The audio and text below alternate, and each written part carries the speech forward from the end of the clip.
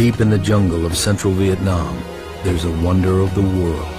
Wow, that is amazing. A lost universe that hides a unique ecosystem. It doesn't happen anywhere else on this planet. I think that's just about the holy grail for a biologist. And a team of scientists and explorers with a mission. This is an amazing cave. Look at that. Absolutely staggering. To investigate a record-breaking contender for the world's biggest cave. Wow. Vietnam's Mountain River Cave, or Han Song Dong, is uncharted territory. And next to no one has forged the depths of this monstrous cave. The team of pioneers is here to prove that this cave is the largest in the world. This is an absolutely amazing cave. It's huge. We're just in the entrance now. It's going to get so much bigger. That's amazing. Absolutely wonderful. This is definitely a once-in-a-lifetime opportunity. I'm so excited about being here. Practically the first person to set foot into the cave. It's a wonderful opportunity. In 2009, caver Jonathan Sims was one of the first humans ever to enter here. But deep into the long cave passage, he was stopped short by a forbidding rock face. Now he's back with caving expert and expedition leader Howard Limbert. He brings more advanced climbing equipment and a commitment to reach the top of the wall.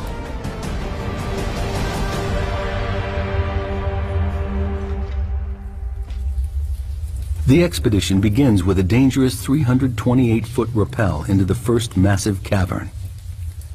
British caver Howard Limbert has led 12 expeditions to Vietnam's limestone caves. This year's expedition into Mountain River Cave is especially dangerous because it's so remote. Well, Anybody can fall, twist their ankle, break their ankle, that could happen. And if that happens, you know, then we've got a rescue on our hands. Rope free, Annette. German zoologist Annette Becher is anxious to enter the unique underground world within. Scientific opportunity and a caving opportunity as well at the same time. It's fabulous. Daryl Granger is here to unravel the mysteries of Mountain River Cave. He's a world expert in cave geology. If this is the world's biggest cave, he wants to know how it grew to such record-breaking size. it's like no other cave I've ever been to. Southeast Asia is famous for its limestone geology, dating back 450 million years. Many large caves litter Vietnam, but here within Ca Bang National Park, Mountain River Cave is certainly the giant among caves.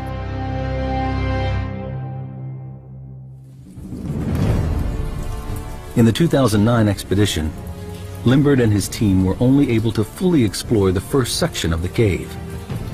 But they found areas they estimated to be about 500 feet wide and about 650 feet high. That's over 3 times the height of Niagara Falls. Deer Cave in Sarawak, Malaysia, currently holds the title World's Biggest Cave.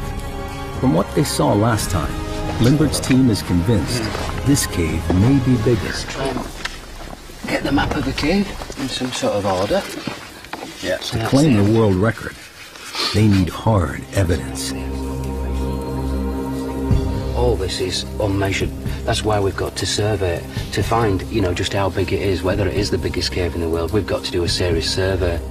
This passage here for surveying, it was really, really hard work. Jonathan Sims is one of the 4 cavers who drew up this rough original survey of Mountain River Cave. And what we really need to do next is get over this wall. He knows the wall that defeated him back in 2009 is their biggest challenge. It's a dangerous obstacle to overcome. Made of loose calcite and mud, it stands at nearly 50 feet high. We just weren't expecting anything like that. Well, as well as that. Sims is determined that this trip will be a success. He won't fail twice. If they can climb this forbidding wall, he's convinced that the enormous cave continues on. And as a backup, there's this static sump which didn't look particularly potable. They estimate the wall is about 3 miles into the cave. From the 328-foot rappel at the entrance, it will take the team half a week to reach the final survey point at the Great Wall of Vietnam. After the initial drop, there's an 1,150-foot scramble leading to the first of 2 river crossings. From here, the team needs to climb high following the river through the natural valley of the cave. Then there's a descent down to a level sandy area and to the first of 2 dolines, collapsed holes in the cave's surface. The dolines and cave beyond are where Boettcher hopes to find new life forms, and Granger, the secret of how the cave was formed. Then, through a narrow section, across the larger doline, and into the second camp. So far, the final part of the cave surveyed is the last quarter mile before the Great Wall of Vietnam. And then, it's into the unknown.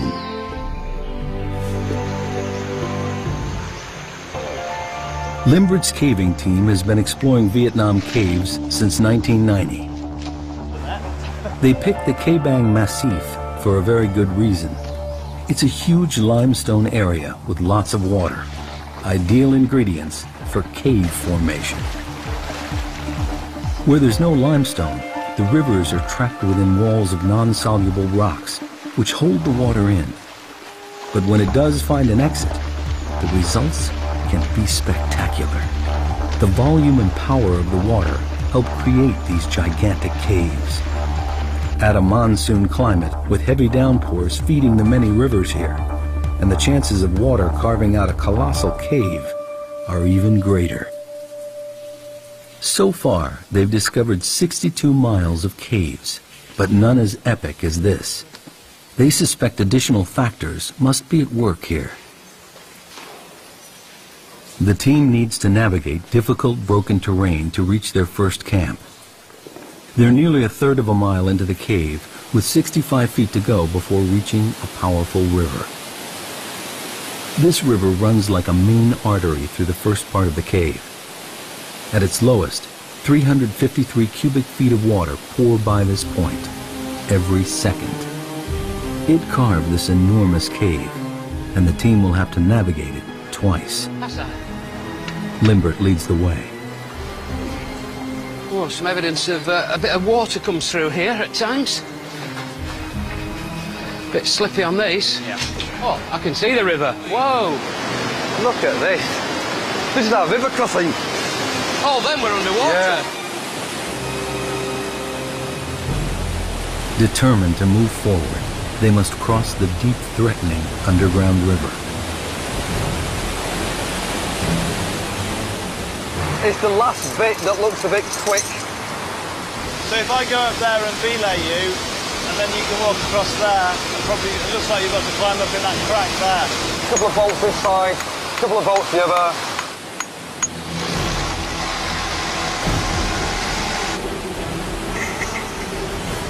It's life and death, really.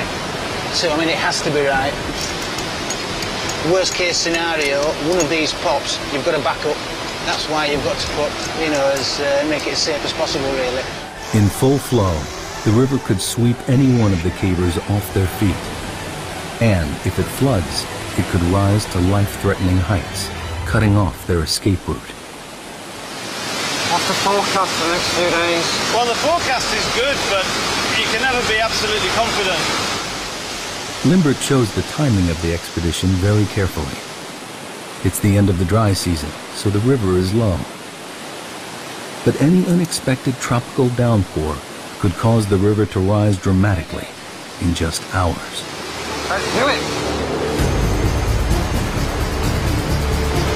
Right, guys, you can start crossing.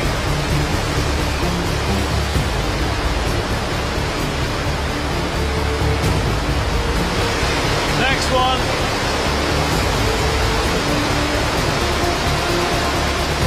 The most important thing is that you don't allow the river to sweep you away, because there's a load of rapids just down there, and we're not really quite sure exactly what's in the river beyond that, because we haven't seen it all the way.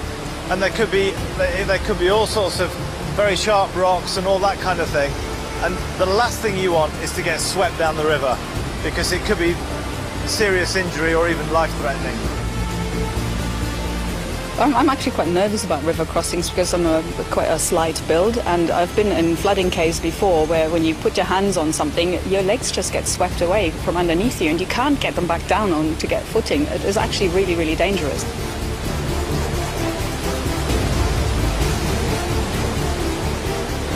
I'll put a passage lock here. Hold on.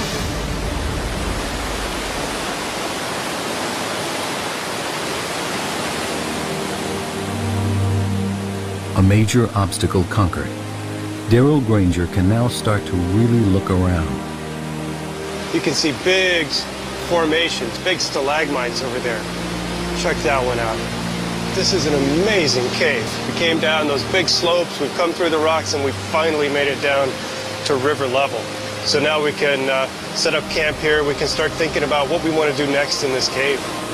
The Titanic Cave is theirs to explore. What is it that makes a cave so big? There's a lot of stories that we can learn from this cave. To claim the world record, Mountain River Cave needs to be consistently higher, wider, and longer than the current title holder, Deer Cave in Sarawak, Malaysia. When you're talking about largest caves in the world, there's no doubt there's some very, very long caves. And if you went on pure volume, many, many caves are bigger than this cave on pure volume. It's pure dimensions of a whole single passage like this that continues for 5 kilometers is pretty unique in the world. Mountain River Cave runs in an unusually straight line from north to south without any deviation. So let's get underway. Let's get started. Okay? Okay. Granger believes the water in the oldest section of the cave could offer an explanation as to why this cave is so enormous. Highly erosive, extremely acidic water rushing over pure limestone may be the answer. To confirm his theory, Granger needs to draw a sample. Okay, so right now I'm taking a pH measurement. I have a pH probe here. We have to leave it in the water for a little while to equilibrate. That'll tell us the pH of this water. pH levels range from 0 to 14. The lower the pH number, the stronger the acid. To be out of the ordinary, Granger is looking for a reading lower than 7, which is neutral. On the surface, tropical rainstorms flood the vegetation and seep down through the soil. Along the way, the water picks up carbon dioxide, which makes it acidic. High levels of acidity would make the water flowing into Mountain River Cave more effective at seeping its way through the rock. All right, so my pH should be finished now, and we have about pH 7.5.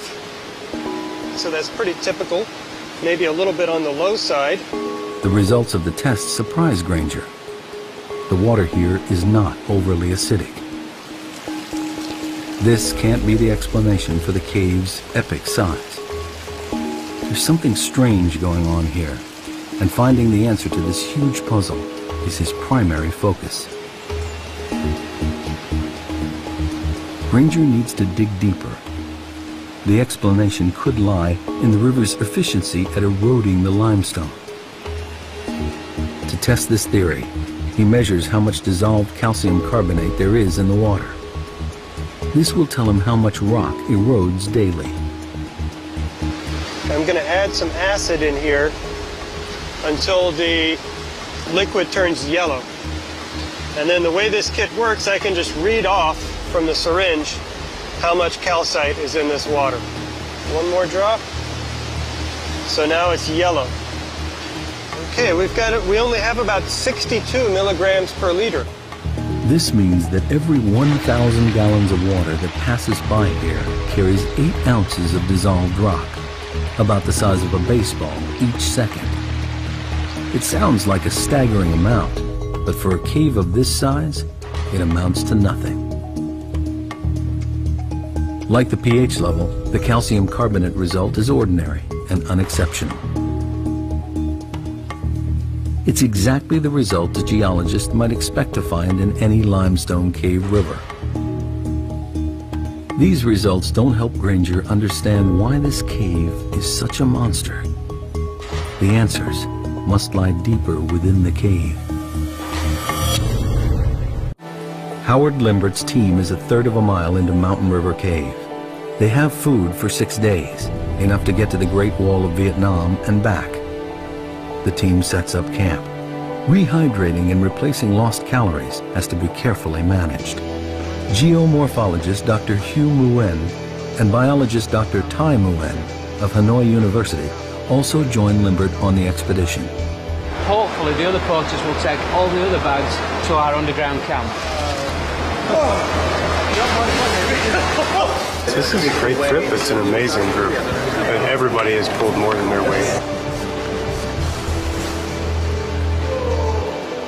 Annette Betcher goes deeper and further into the cave, looking for life. And like Granger, she's getting frustrated in her search. She is here to find undiscovered species, but so far only sees a barren landscape. It's a bit of a shame. I had great expectations, but with the wet flooding, I had to rethink basically my approach. The team is exhausted and settles down for their first night inside the cave. The next morning, they continue over half a mile further.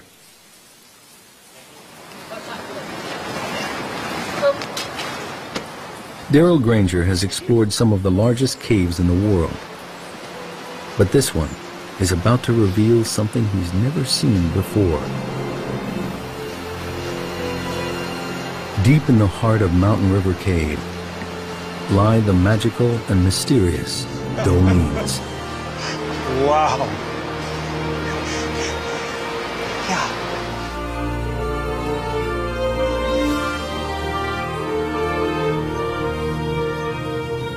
Here, the cave roof has collapsed inwards, allowing sunlight to flood in, connecting above and below ground with the vital ingredients of life, water and light. Man, this is the world's biggest cave. The rest of this stuff is just building up to it. That is amazing. That's 1.5 kilometers away. That is huge.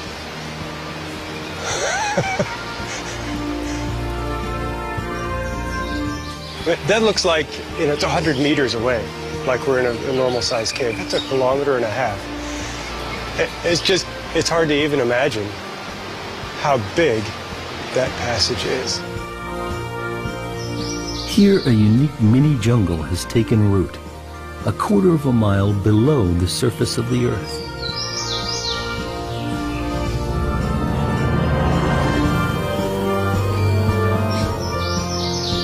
Seeing the jungle, basically, in the middle of the caves is one of the most beautiful sights. It's just absolutely incredible. It's got to be one of the wonders of the world. It doesn't happen anywhere else on this planet. I think that's just about the holy grail for a biologist. For Granger, the Doline is an unexpected window into the structure of the limestone here. It's also a view of Mountain River Cave's Achilles heel. This is a good example of a special type of Doline. This is a collapsed Doline. So that happens when you have a cave passage and then the surface collapses into that cave. And it happened here because we have really thin beds. You can sort of see them on the back side of the wall, and they're just not strong enough to hold up this cave roof. At some point in the cave's past, the river ate away at the cave roof where the limestone beds are thinner. The river damaged the ceiling rock so much that eventually the roof collapsed. This collapse is known as cantilever failure. You can think about, theoretically at least, having a piece of rock sticking out like a diving board. You can only stick it out so far before it breaks off under its own weight.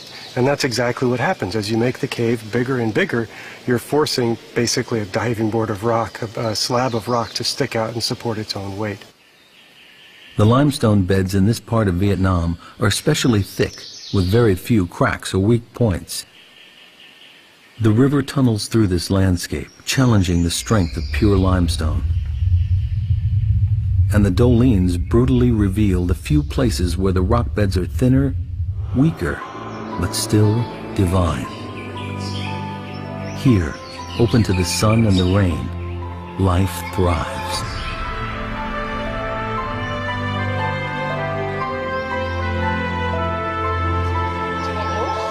Dr. Tai Nguyen and Annette Boettcher are the first to climb into the undergrowth. She's eager to tap into Nguyen's expertise in rainforest plant species to figure out how this subterranean wonderland compares with the surface. After disappointments in the first part of the cave, the Doline fulfills Boettcher's expectations. Here is an area rich with life, a unique and unexplored ecosystem. This is absolutely fantastic. It's a treasure trove for biologists. And everything that lives here has got here by complete chance. So birds have dropped seeds, plants have sprouted up. This species outside is evergreen. Okay. Yes. Right. But here it's fall down the leaf in the winter, I think so. Okay, so you think it's evergreen outside, but it's deciduous in here. And so the young leaves are those, the red leaves? Are those young leaves? Okay, right. Boettcher had hoped to find new species of plants, evolved to flourish in this strange underground world. But Nguyen doesn't see examples of unique evolution. Instead, he thinks the plants in the Doline are showing extreme adaptation. It's a process known to biologists as phenotypic plasticity. In particular in plants, their outer form is very variable. They can adapt themselves very much to their environment. So there could be two plants that are perfectly the same species, have the same DNA, but because they're in a different environment, they actually look quite different. That's the plasticity bit. So I think we're seeing an example of spectacular phenotypic plasticity. Unique adaptations appear throughout the Doline. In the tropics, trees are usually evergreen due to the absence of seasons. But down here, they're deciduous, with sparse foliage and narrow trunks. Dr. Nguyen theorizes that this is how the trees adapt to the comparative lack of water and shortage of light.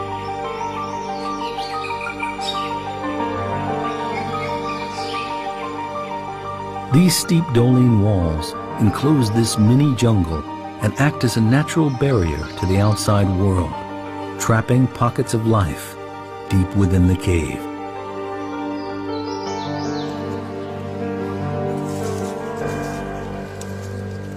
Boettcher looks for soil thick enough to lay some surface traps. Alcohol will preserve any creatures that venture in. Now she must try to find any signs of life in the dark cave. But so far, the chance of finding anything of significance doesn't look good. Could the acidic water that created this cave also be destroying all life within? In the wet, active part of Mountain River Cave, Daryl Granger discovers a clue as to why the apparently very ordinary water here has carved out such an extraordinary cave. He's got a hunch that the speed of the water at peak flood could be the key factor. Here, what we see are little scallops that are carved in the wall. They're dissolved in the wall by water as it passes by. He expects to find evidence that the water runs through here at a great speed. The faster the water goes by, the smaller the scallops. So if we see big, giant scallops, they can be, up to 1 meter across. That's very, very slow-moving water. Here, they're about the size, they're about 1 inch across, a couple of centimeters across. From the size of the scallops, Granger can also figure out what's known as the Reynolds number, a crucial measurement that tells him how turbulent the water is. Like the acidity test earlier, the findings here are very average and offer no clues as to why this cave grew so big. He calculates that the water here travels at only 3 miles per hour, a totally ordinary velocity for any river. Although Granger's drawn a blank on his quest, he might still be able to help Boettcher on hers. He considers the chronology of the cave's life. I think what happened is the first Doline collapsed, and it's acting like a big dam right in the cave. Right. We passed that Doline, and suddenly everything dries out. We don't see the same. Becomes more normal. Becomes more of a normal, less active cave. And that's where the wildlife comes in, because if it doesn't get flooded out every 10 years or so, it has time to evolve. For Granger, the formula for how Mountain River Cave grew so big remains a mystery. This area has the right ingredients for a big cave. Unusually large beds of pure limestone and heavy monsoon rains feeding a deep river. But the water's speed and turbulence doesn't reveal anything, and Granger is almost at a loss. Aye! The surveying team looks for answers too. Aye! That's probably a 500-metre echo. So if we ever push in a cave and you get to end of a cave or end of exploration for a day, we often give it a big oi just to see if it's still continuing, and we know we can turn around and come back to another successful push the next day. A bit further, Jonathan. For this expedition, they need to use a more sophisticated way of measuring the cave's size. Cave surveying used to be a primitive process where everything was done by hand. Now, digital laser readings cut out the tedious legwork and provide precise measurements. They must survey every part of the cave precisely, and every measurement must be exact to the nearest inch. When it comes to claiming the title World's Biggest Cave, it's length, width, and height that count for Howard Limbert and his team.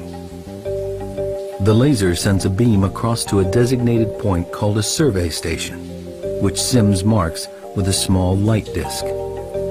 They measure distance, height, and angle. It's painstaking work.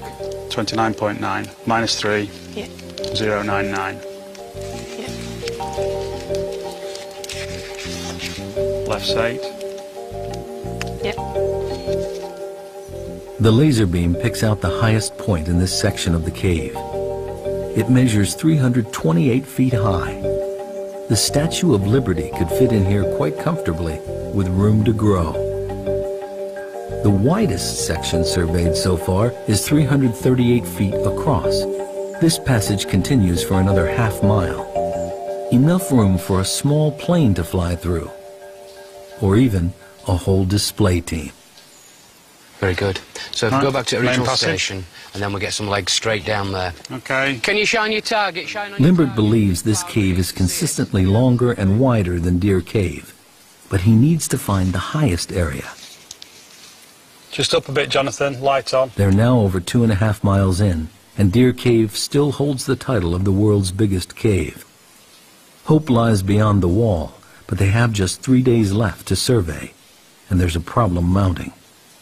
While the Dolines bring in light, they also allow weather from above to seep down into the cave. Jonathan? Come a bit closer. Please, we've got a problem with the clouds now.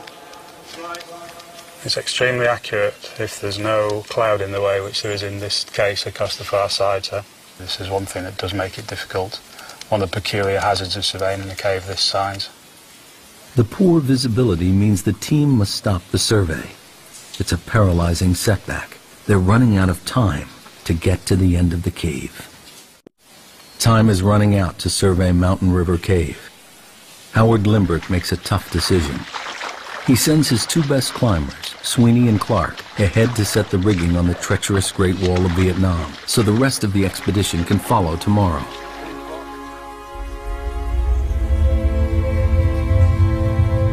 If they can't scale it, they may not finish the survey, and we'll never know just how big this cave really is.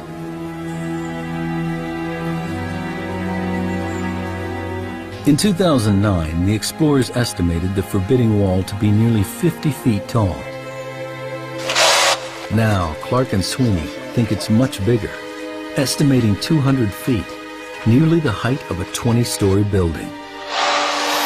They have the gear for the challenge, but the wall is going to be a longer, more dangerous climb than they expected. Geologists call this a flowstone, rock made weak and fragile by water dripping from the ceiling. the first 15 foot is this, which looks very good, but if that's what it is.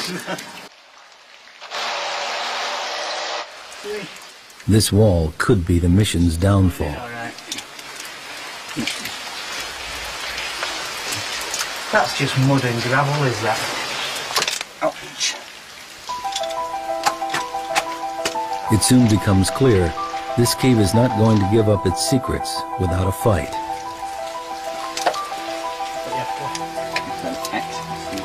It's just crumbling away. That's right. It's crumbling away. Sweet and Clark have been building up to this for over a year. It's something that they're particularly interested in is climbing and climbing the wall. What we're climbing in is a very soft mud, calcite, and so normal bolts would just fall out. It's going to be a difficult and exhausting climb. Back at the camp, the extreme conditions are taking their toll, even on those who are not battling the wall. What can be quite difficult is just living in can be quite squalid conditions. You've got to keep things clean. It's very dirty at times. You're getting sand and dirt in everything, be it your caving equipment, all this clothes. Feet are a big problem because you're continuously wet or sweating or going through rivers. We often get what we believe is a fungal infection of the feet. Meanwhile, Annette Boettcher's search for life continues. She came to Mountain River Cave to find new species, but with only a mile or so to go before the wall, she has yet to discover anything out of the ordinary. She has one more chance for a promising new sample area, a dry passageway. That's where the opportunities are with this fantastically big cave. So I can go into those and look for those tiny critters that will be evolving in their large, dry side passages, in their alcoves. Regular flooding in large parts of the cave means that it's difficult for new life to gain a foothold. But in these dry alcoves, Boettcher thinks she may find isolated species which have had time to evolve and flourish in complete darkness.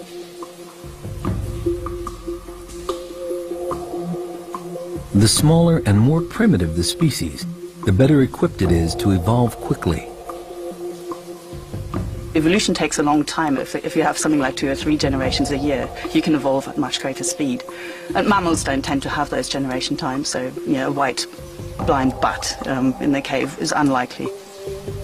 Because of the cave's sheer size, species can easily get cut off from each other. In isolation, Boettcher believes it's possible for weird and wonderful offshoots to evolve. Oh my word, look at these. Zoologist Annette Boettcher finally strikes gold in Mountain River Cave. This is the first white woodlouse that I've seen ever in the cave. On the surface they would be dark colored, probably dark grey, slate grey or black. This is not something I expected to find here, so I'm very pleased. Come on. I'm almost 100% certain that this is a new species. And the reason being is that to have a new species you need isolation, geographical isolation, but this is a pretty isolated place. They look different. There's nothing nearby that I've seen that's got no pigmentation. It's a woodlouse, all right, but it'll be a new species of woodlouse and it'll be specific to Hang Son Doong. It's about as good as it gets. It's a fantastic discovery for Boettcher.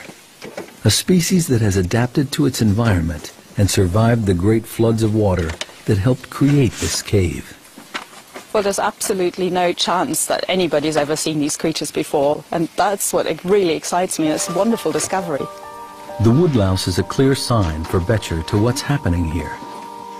In the cave, the key to adaptation is being able to keep up with the ever-changing environment, and the organisms that most successfully adjust to the prevailing conditions have a better chance of survival.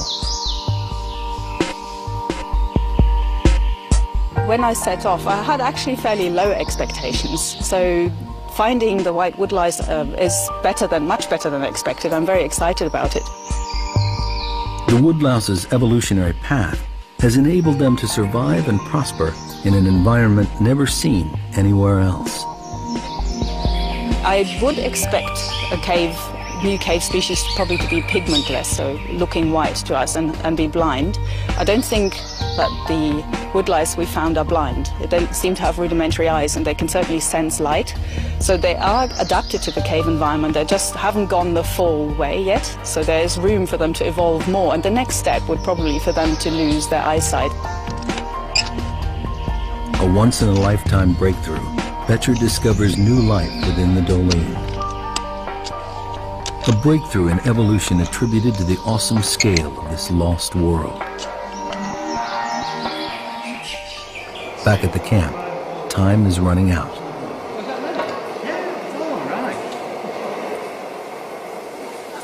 Climbers Sweeney and Clark continue in their battle to secure rigging on the wall and ready it for the rest of the team.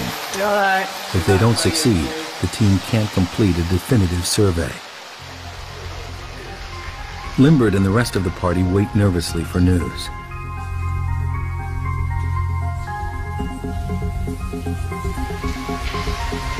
As time runs short, Darrell Granger is convinced he's near to cracking the geological puzzle of why this cave is so large.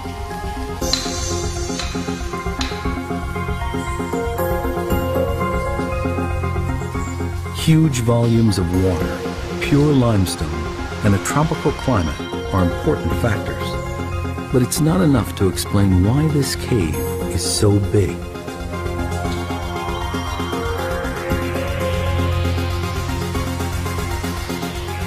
In a bid for answers, he returns to his maps of the region. So this is a digital elevation model. It shows the area that we're in. Right in here, this is the Kaibong National Park. Granger suspects the critical evidence lies in the cave's geography. He spots an old fault line on the map.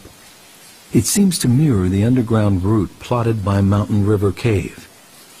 This could be the answer he's looking for.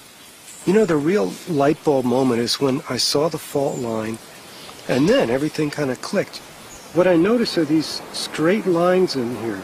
They go due north and south, and remember the cave here goes north and south. And I realized we're right on that fault right there. That's exactly what formed this cave. There's that same fault right up there. Once, a river ran where Mountain River Cave exists today. There was a deep vertical crack in the Earth's crust, a fault. Eventually, the river water eroded the limestone and went deep underground. Once the water filled the fault and found the exit, the river started to erode the rock along the crack, and a gigantic cave was born. But there's another key factor. The fault was narrow. When the water began to carve this mega cave millions of years ago, the narrow shape of the fault fortified the cave. The reason the caves fall apart, the reason they break down, is often because they get too wide and the limestone roof can't support that long a length. Here, the straitjacket of the geological fault restricts the cave's width, reducing the possible risk of collapse and allowing the cave to continue to grow in a straight line. The fault is very vertical, and that has also influenced the cave development and helped turn it into what's probably the world's biggest cave. And that's because the walls are perfectly vertical, or they're nearly vertical here, and so the cave is very, very tall. The 1,300-foot-high dolines show what happens when a cave weakens. Granger has every piece in place. Unusually thick pure limestone, a huge catchment area feeding a large river, an underground fault line, the right shape to contain a stable cave passage, and finally, a river on the limestone surface that made a cave at the first opportunity. A perfect formula to build a gigantic cave. The title of the world's biggest cave could rest on reaching the top of the Great Wall of Vietnam. But first, they need to know if Sweeney and Clark have managed to climb it. 2.5 miles in, Limbert finally gets the news he's been waiting for. His team has reached the top of the wall. The height or pitch is even more than anyone anticipated. Absolutely fantastic. The pitch is, well, we reckon it's something like 80 metres. We think we've used about 80 metres of rope. 80-metre pitch? 80 metres. 80 metres. Great news, yeah. That's his main objective of this trip, is to get up that wall, and we've done it. This morning I was very doubtful we were going to do it. I thought we were going to be too tough, but they managed to get up. They've done a brilliant job. 80 metres is a big climb in those conditions. The good news brings speculation as to what lies beyond the wall. It's a long way. I'm not going to be surprised if that's the end of the cave. I know Howard thinks it's going to turn left. My inclination is it's going to go straight there and terminate. But, you know, that's what we're going to find out.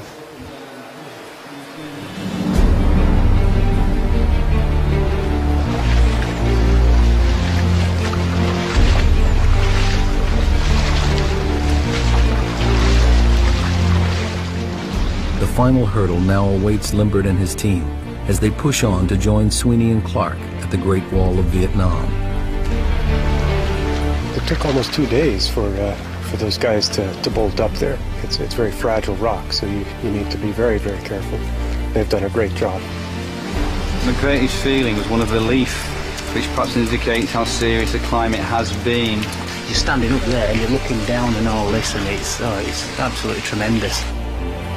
The team finally arrives at the wall. It towers above them.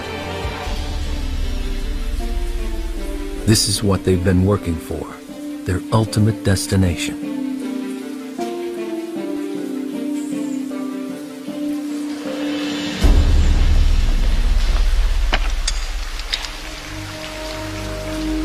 Limbert and Jonathan Sims are looking for a section of the cave that beats the highest point in Deer Cave.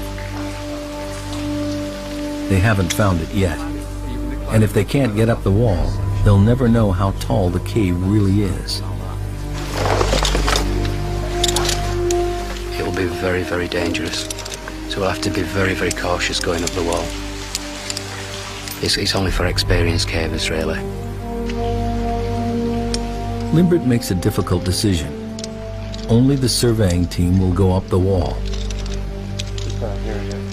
It's too dangerous for Granger and the film crew to follow. This is it. We're about to go up and push into the unknown, as they say. Who's going up first then? Sweeney.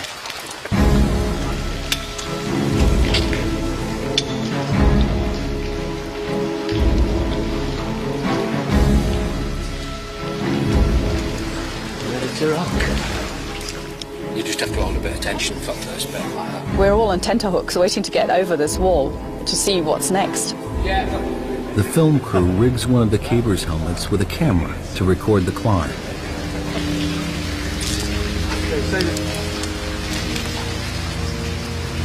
Left of it, down centre of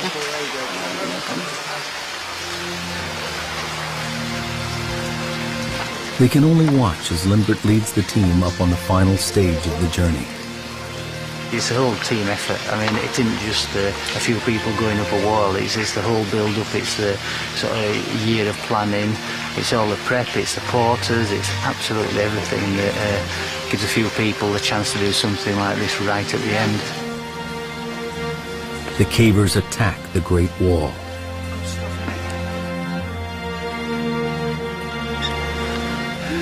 It's absolutely fantastic. It's something else, is it? Look at that. They have succeeded in the most difficult part of the expedition. The Great Wall of Vietnam. This huge flowstone, nearly the height of a 25-story building, is conquered at last. But the elation is quickly followed by disappointment. As Granger suspected, Mountain River Cave ends here. An exit to the outside jungle lies just 984 feet beyond the wall. With no more cave to survey, the team gathers the final measurements from the top of the wall to the ceiling. The highest point in Deer Cave is 574 feet. They've just climbed 236 feet up the wall and can now calculate the height of the whole passage. 45.8. Sims reads the final crucial measurements. 188. Can you just do the height of the passage there, Jonathan? Yep, so massive. Absolutely huge. Absolutely huge. Finally, they get the readings they've been waiting for. It's 96.4. 96.4! That's incredible. Spot there, were you? Jesus. That's incredible. Altogether, the measurements show Mountain River Cave is the world's biggest, with the passage continuously higher, wider, and substantially longer than any other cave in the world. It's a fabulous cave, a really, really fabulous cave. Really enjoyed ourselves. We had a great time, we're having a really, really good time. It's just mind-blowing stuff, is this? It really is, and it just doesn't get much better. This has been a tremendous experience for me. I feel very lucky to have been invited on this trip to see the world's biggest cave and try to figure out the science behind this cave. Just very privileged and lucky to be along on this trip with Howard and his team.